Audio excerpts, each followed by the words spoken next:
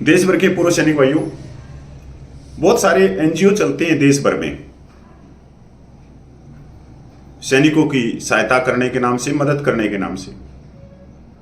जैसे कि दिव्यांग सैनिक हो गए, युद्ध घायल सैनिक हो गए, वीर नारियां होंगी, सैनिक विधवाएं होंगी, इनकी मदद और सहायता के नाम से। और ये एनजीओ तकरीबन जो है वो महिलाएं चला रही हैं। और ये महिलाएं, इनमें भी बहुत सारी महिलाएं सेना अधिकारियों की सरकार से अनुदान लेके उनकी सहायता करते हैं या नहीं करते, मेरे से बेहतर आप जानते हो, क्योंकि एनजीओ भी आप लोगों ने पता कि देश भर में करीब करीब 19 लाख एनजीओ होंगे, सिविल के कोई अलग अलग, वो कितने की मदद करते हैं। क्योंकि एक सैनिक भाइयों, जब भी सरकार सेना के अधिकारियों पर, उनकी सुविधाओं पर कोई कैंची चलाती है, तो वो जो रिटायर्ड जवान जैसे हो उनको आगे कर देती है कि हमारे जवानों की सुविधाओं पे कैंची चला दी, जबकि कैंची जवानों की सुविधाओं पे नहीं चलती, अधिकारियों की सुविधाओं पे चलती है। क्योंकि वो जो नियम कानून उनको ताक पे रखकर ज्यादा बेनिफिट उठाते हैं, और जब सरकार की पकड़ में आते हैं तो वो कैंची चला देती है। उदाहरण के तौर पे आपने देखा होगा 7 पे कमीशन में राशन बंद कर दिया था, तो बहुत हल्ला हुआ। रिटायर्ड लाभी ने भी बहुत हल्ला कराया कि जवानों का राशन बंद कर दिया, जवानों का राशन बंद कर दिया, जबकि जवानों का राशन बंद नहीं किया था। और जवान भी पीछे पीछे वो लेते हैं। इसके बाद में आप लोगों ने देखा होगा कि डिसेबिलिटी पेंशन के ऊपर टैक्स लगा दिया था, जबकि जवान उस टैक्स के दायरे में नहीं आती, पर जवानों का नाम लेके सरकार को घेरना शुरू कर दिया और जवान फिर पीछे हो गए। सबसे बड़ा मुद्दा 1 रैंक 1 पेंशन का, कि जवानों का नाम लिया गया कि जवान कम उम्र में रिटायरमेंट आ जाते हैं, उनकी पेंशन कम है, उनकी पेंशन बढ़ाई जाए। नाम तो जवानों का, और 1 rank 1 pension officer rank officer pension बन के रह गई। सबसे ज्यादा बेनिफिट जिनका अधिकार नहीं था। और आज 8 महीने के करीब हो गया इस 1 रैंक 1 पेंशन की लड़ाई संघर्ष करते हुए पूर्व सैनिकों को जंतर मंतर पे। आज हम करेंगे डिसेबिलिटी पेंशन के ऊपर बात। और मेरे पास में कुछ डॉक्यूमेंट है, डॉक्यूमेंट तो सारे डिसेबिलिटी की या पूरी की पूरी फाइल मेरे पास में। जो रक्षा मंत्रालय ने जो पेंशन पॉलिसी निकाली है डिसेबिलिटी पेंशन की, 21/9/2023 का लेटर है पूरी। इसके बाद में 7 पे कमीशन की एक रिपोर्ट है मेरे पास में डिसेबिलिटी की, और एक मार्च 2020 की रक्षा मंत्रालय की एक रिपोर्ट है। ये नेट पे, गूगल पे, हर जगह पड़ी है। इसके बाद में हमारे जो धरना चल रहा है उसी के दौरान एक लेटर आया सबका सैनिक संघर्ष कमेटी के पास, PCDA इलाहाबाद का, 2/5/2023 का। सैनिक भाइयों, ये वीडियो थोड़ा लंबा होगा, इसको जरूर देखना, क्योंकि इसमें बहुत मेहनत कर रखी है मैंने, और हर एक सबूतों के आधार पर आप लोगों तक मैं पहुंचाने की कोशिश करूंगा। सैनिक भाइयों, आप लोगों को मालूम है कि CAG की रिपोर्ट मार्च 2023 में आई, जिसमें CAG ने अपनी रिपोर्ट में कहा 36 से 40% मिलिट्री ऑफिसर डिसेबिलिटी पेंशन से रिटायर्ड होते हैं, और जो जवान है वो 15 से 18%। तो सेनाओं में जो ऑफिसर की जो संख्या है वो 3% है, और जो जवानों की जो संख्या है वो 97% है। सैनिक भाई, पहले आप एक वीडियो देखो नायक हरपाल का, भूख हड़ताल का, उसके बाद में बात करते हैं। अच्छा हरपाल जी, ये बताइए आप कितने दिन से यहाँ पर हैं भूख हड़ताल पर, और वजह क्या है? हम यहाँ पे आज हमारा 7वां दिन है भूख हड़ताल पे बैठे हुए, और हमारी डिमांड है जो वो अफसर और जवान की जो पेंशन है जो डिसेबिलिटी पेंशन है, जो जवान जो है वो युद्ध में घायल हो जाते हैं, उनकी एक बराबर डिसेबिलिटी पेंशन होनी चाहिए। इस डिमांड को लेकर के हम जहाँ पे बैठे हुए हैं। इस समय जो है एक अफसर को 2,60,000 रुपये डिसेबिलिटी पेंशन दी जा रही है और एक जवान को तकरीबन 10,000 जो है डिसेबिलिटी पेंशन दी जा रही है। तो हमारी डिमांड है, चाहे वो 20,000 हो, चाहे 30,000 हो, चाहे 10,000 दें, लेकिन डिसेबिलिटी पेंशन जो है एक समान होनी चाहिए, क्योंकि हमने देश भावना लेकर के जो है अपने जो जख्मी हुए हैं, जो युद्ध किया है, जहाँ पे घायल हुए हैं, तो हमने देश भावना लेकर के देश के लिए घायल हुए हैं। तो सर पिछले 6 दिन से आप हड़ताल पर हैं, भूख हड़ताल पर हैं, कोई मिलने आए हैं आपसे? नहीं, अभी तक हमें कोई केंद्र सरकार का जहाँ कोई भी दूसरे किसी भी विभाग का आदमी अभी तक हमारे पास नहीं आया है और ना ही अभी तक किसी ने पूछा है कि आप यहाँ पे क्यों बैठे हुए हैं। ठीक। सैनिक भाई, आप लोगों ने वीडियो देखा है। ये वीडियो है सबका सैनिक संघर्ष कमेटी के जनरल सेक्रेटरी नायक हरपाल जी का, और ये वीडियो है 2008 का। स्थान है रामलीला मैदान, जिस समय सबका सैनिक संघर्ष कमेटी 13 दिन भूख हड़ताल पे बैठी थी डिसेबिलिटी पेंशन की चोरी करने की जांच के लिए, और जो डिसेबिलिटी पेंशन में असमानता है उसके लिए।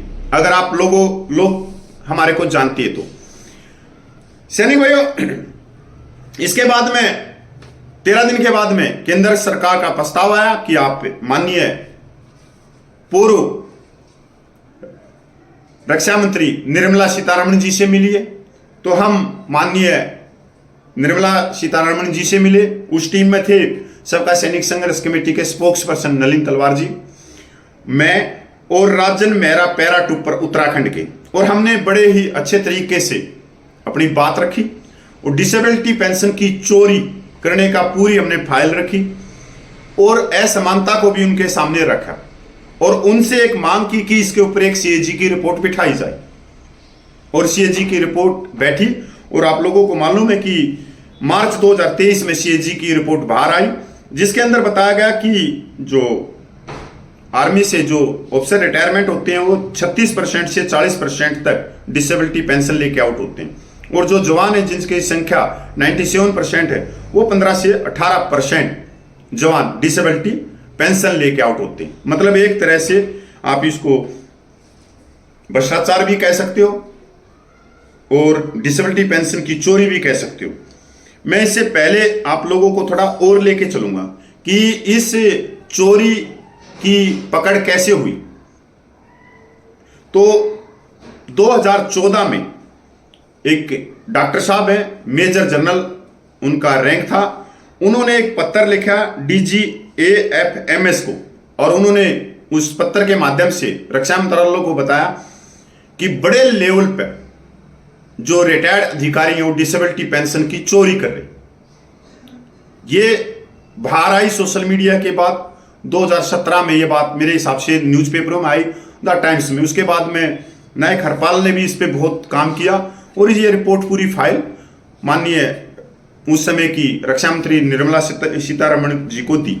अब आते हैं जो रक्षा मंत्रालय, मेरे पास में बहुत सारे लेटर हैं, ये पूरा वीडियो देखना, इसके ऊपर मैंने बहुत मेहनत कर रखी है और 13 दिन की भूख हड़ताल भी कर रखी है वो नायक हरपाल ने आप लोगों के लिए। ये रक्षा मंत्रालय का लेटर निकला 21/9/2023 को, जो डिसेबिलिटी पेंशन की पॉलिसी के ऊपर। इसके ऊपर यूट्यूब पे बहुत सारी चीजें दिखाई जा रही हैं कि अब नियम हो गए सख्त, अब डिसेबिलिटी पेंशन में ये है जवानों को नहीं मिलेगा, या जवानों की जो डिसेबिलिटी पेंशन थी वो सरकार छीन रही है। ऐसा कुछ नहीं है, इस पॉलिसी में ऐसा कुछ नहीं है। इस पॉलिसी में नियम सख्त बनाए गए। कैसे बनाए गए हैं? जो लाइफस्टाइल की बीमारियां, एक व्यक्ति 58, 57, 56 साल तक नौकरी तक वो बीमार नहीं होता, और जब वो 58 साल में जब वो रिटायरमेंट होता है तब वो 1 साल पहले बीमार हो जाता है। और बीमारी में कौन सी बीमारी लेके आता है? वो लाइफस्टाइल की बीमारियां। लाइफस्टाइल की बीमारियां शुगर हो गया, भाई हृदय रोग हो गया, वो क्या थी, 1-2 और बीमारियां हैं जो लाइफस्टाइल के आप बीमार बोल सकते हो। ये लाइफस्टाइल की बीमारियां, एक तो खुद से भी होती हैं। कैसे होती हैं? जब आप अपने स्वास्थ्य का ध्यान नहीं रखते।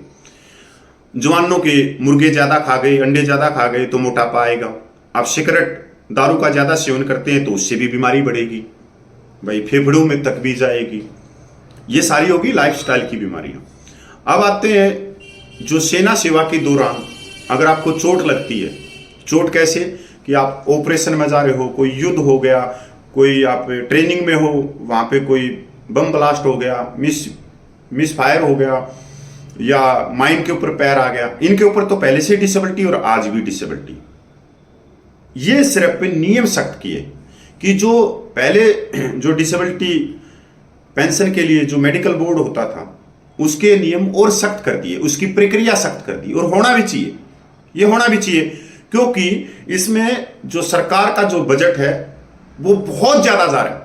इस सरकार क्या देखती है कि डिसेबिलिटी पेंशन में 40,000 करोड़ रुपया खर्च हो रहे, पर यह नहीं देख रही कि डिसेबिलिटी पेंशन में जवानों को तो सिर्फ नॉर्मल डिसेबिलिटी पेंशन 100% 9,000 रुपये मिलते हैं।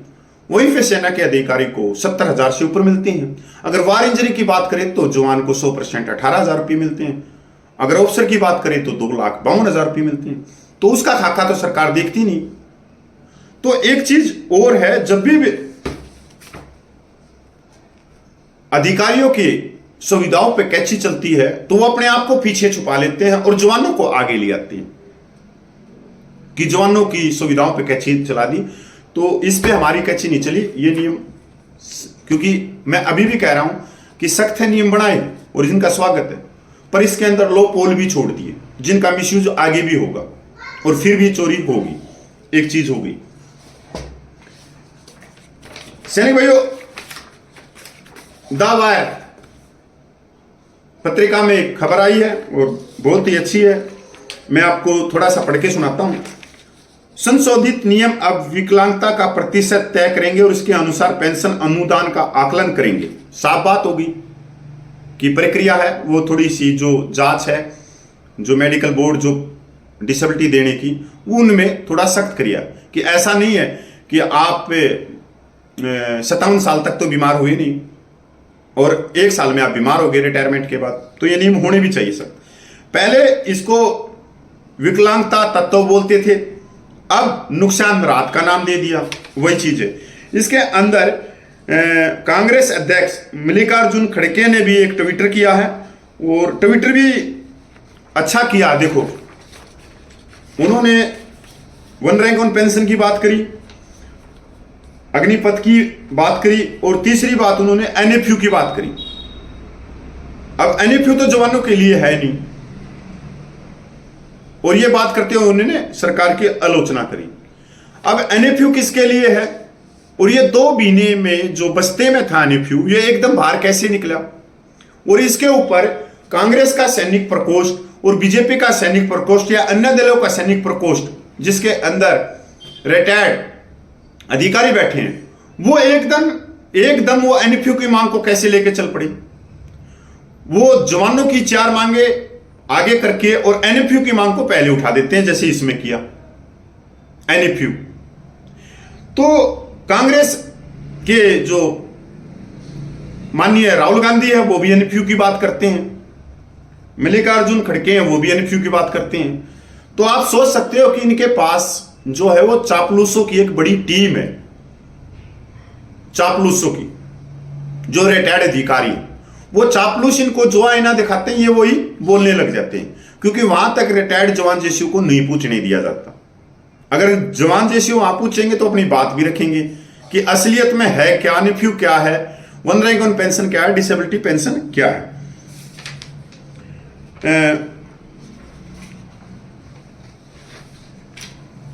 अच्छा, इसमें एक लाइफस्टाइल की बीमारी को मंजूर किया गया है, हृदय रोग को। पहले नहीं था ये, पर यह हृदय रोग को जो है ऊपरले जो ऊंचाई वाले क्षेत्र हैं उनमें मंजूर कर लिया।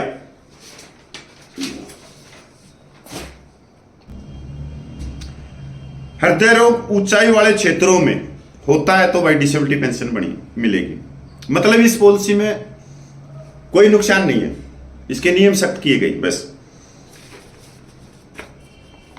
ये सब कुछ हुआ सीएजी की रिपोर्ट के अनुसार, क्योंकि सीएजी ने जो रिपोर्ट दी उसके अंदर सबसे ज्यादा जो डिसेबिलिटी का पेंशन का जो चोरी करते थे या फायदा उठाते थे वो आप लोगों को मालूम है। 2018-19 में डिसेबिलिटी पेंशन के ऊपर 1.08 लाख करोड़ रुपया खर्च हुआ रक्षा बजट से। 2023-24 में 1.38 लाख करोड़ रुपया खर्च हुआ।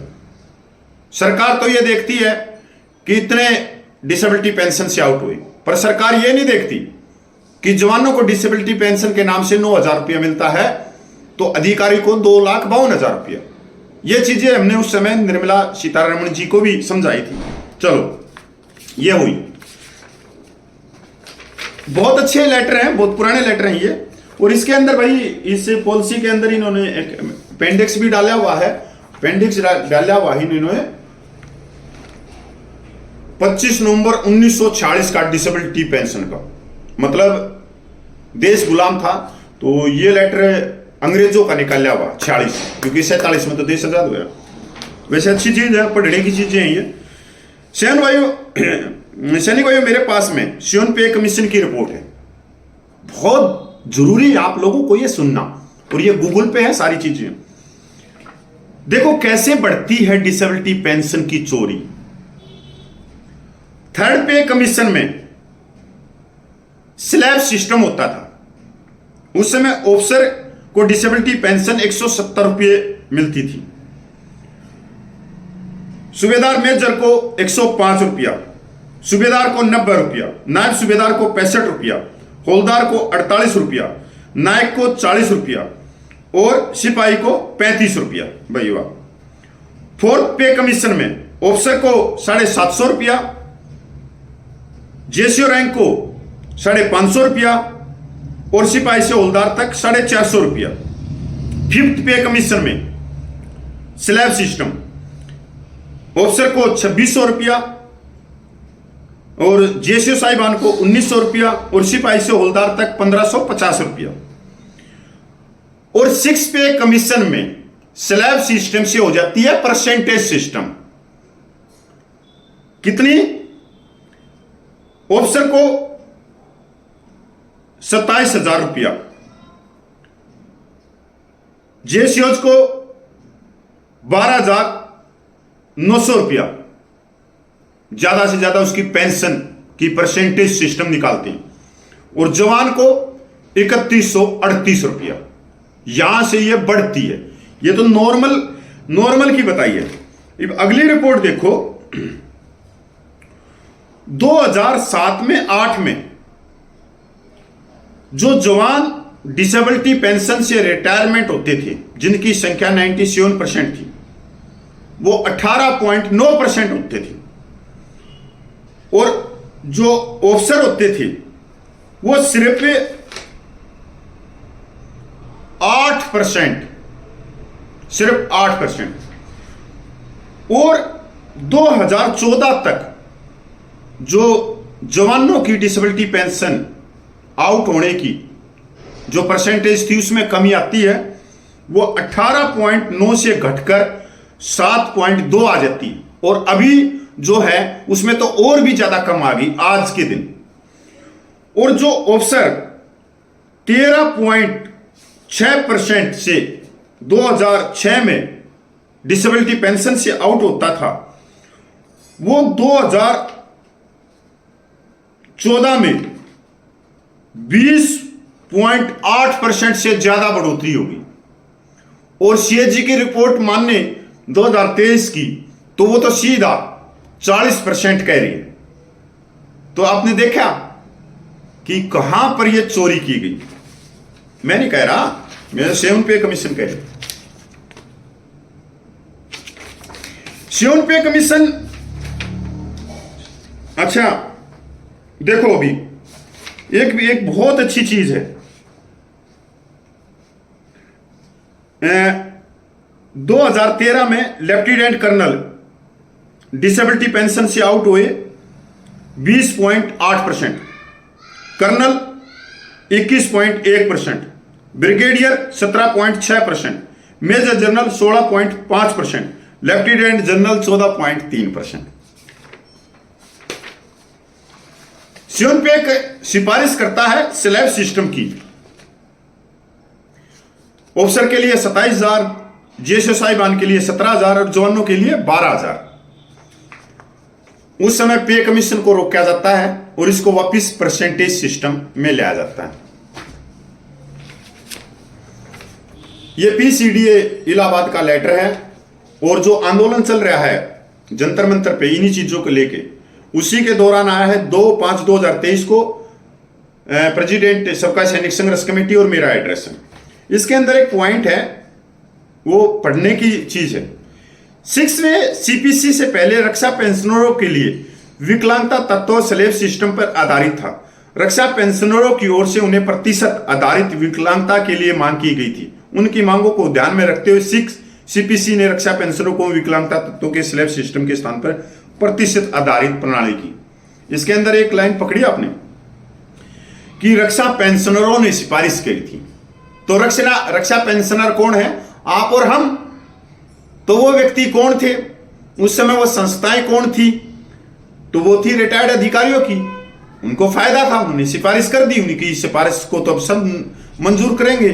अब हमारे पास में तो इतनी जानकारी थी नहीं, इतना नेट था नहीं, और आप लोगों ने पता है 2014 तक तो 2G चलता था, उसके बाद में सारी चीजें आई हैं। सैनिक भाइयों, आज जो डिसेबिलिटी पेंशन है, अगर हम नॉर्मल की बात करें, नॉर्मल डिसेबिलिटी पेंशन की अधिकारी की बात करें, सेवन पे कमीशन की, तो वो 78,870 रुपये ले रहा है नॉर्मल पेंशन। और वार इंजरी 100% वो ले रहा है 2,52,000 रुपया। अगर हम जवान की बात करें नॉर्मल रेट डिसेबिलिटी की तो 9,000 रुपये, और अगर वार इंजरी की बात करें जवान की तो वो ले रहा है 18,000 रुपये। भाई ऐसा तो नहीं है कि जवान का जो शरीर है वो लोहे का मिट्टी का है, अधिकारी का कोई हीरे और चांदी का है। एक मार्च 2020 की एक और रिपोर्ट है, गूगल से मैंने सर्च किया है कि आप मतलब एक आपको शौक सा लगेगा कि जो ऑफिसर हैं, जो पेंशनर हैं, वो 54,825, और डिसेबिलिटी पेंशन है, पेंशन वाले हैं वो 93,174, और जो जवान है वो 17,05,574। फैमिली पेंशनर है 5,93,208, और डिसेबिलिटी पेंशन वाले हैं 2,05,037, टोटल 25 लाख। यहां भी परसेंटेज सिस्टम उनका। सैनिक भाइयों, जो सरकार ये पॉलिसी लेके आई है वही चीजें मेरे को समझाने का था। ये वीडियो लंबा होना ही था क्योंकि आप लोगों को ये रिपोर्टें दिखानी जरूरी है। वीडियो बनाना बहुत आसान है, पर लोगों को समझाना और सरकार क्या पॉलिसी लेके आई है उसकी बारे में बताना। सरकार की इस पॉलिसी में कोई खामियां नहीं है। इस पॉलिसी को मैं तो समर्थन करता हूं, और क्योंकि अभी भी इसमें कुछ कमजोरी है जिसका फायदा उठाएंगे। और अगर ये जो डिसेबिलिटी पेंशन की चोरी रुकती है तो वो रक्षा बजट जवानों के हिस्से में भी आएगा। तो कभी भी किसी के पीछे आंख बंद करके नहीं चलना चाहिए कि इसने आवाज उठा दी, इसने आवाज उठा दी। अगर किसी यूट्यूब पे जो वीडियो बनाता है, किसी भी भाई को ये कागजों की जरूरत है तो वो मेरे फोन नंबर पे संपर्क कर सकता है, मैं उनके पास में भेज दूंगा। तकरीबन नंबर मेरा उनके पास में है। पर एक सच दिखाओ। अगर सरकार अच्छी चीज लेके आई है तो सरकार की तारीफ भी करो। इससे हमारा कोई नुकसान नहीं होगा जवानों का। जय हिंद, वंदे मातरम।